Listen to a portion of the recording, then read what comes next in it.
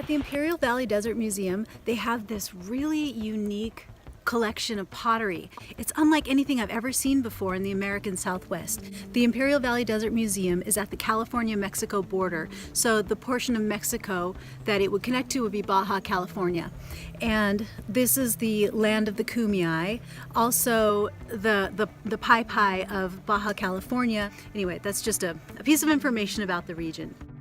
So they have this really unique pottery collection in the Imperial Valley Desert Museum. The director of that museum is a specialist in pottery, so he's taken unique care in assembling this collection, understanding each piece's provenance and the story behind it, where it was found, aging it, and these pieces are remarkable. They actually look like pictographs. The paintings on the pottery don't look like this kind of pottery we usually see that comes out of the Pueblo era Southwest. They look more like local Southern California, Kumeyaay zone, even kind of Chumashian, a little bit pictograph art.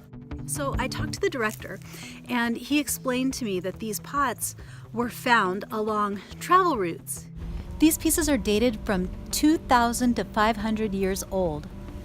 And they're huge oyas that contained water. They were water caches for people who are traveling through the desert, say from the coast to the inland or just over the mountain passes through the canyons on travel routes, trade routes, migration routes.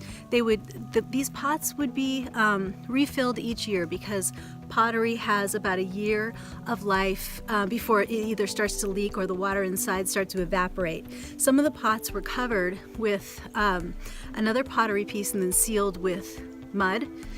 And one of the pots I'm really taken by, it has the painting of a sunburst on it. This is a very common pictograph motif in the La Rumorosa region of rock art, which is along the California-Mexico border above Baja California.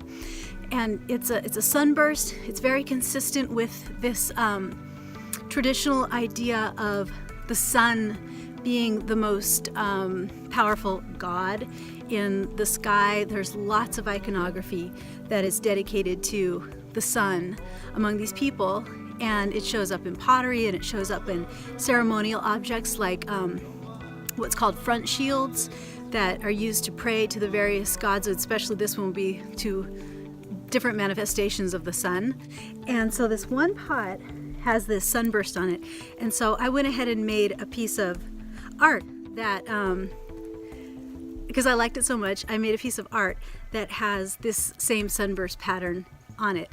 And the bear is traditionally an animal that is a healer, and I was fortunate to attend a native gathering where the bears danced and healed the people.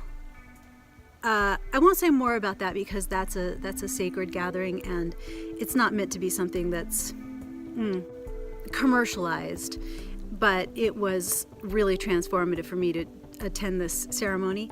And because those are the people that had this ceremony and I was privileged to attend, I made this animal, the bear, and with sun symbol from a pot that those people used to facilitate their life, to have water when they needed to go someplace.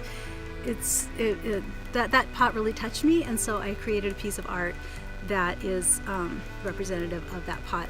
I took beeswax and pine pitch and pressed tiny beads into the beeswax.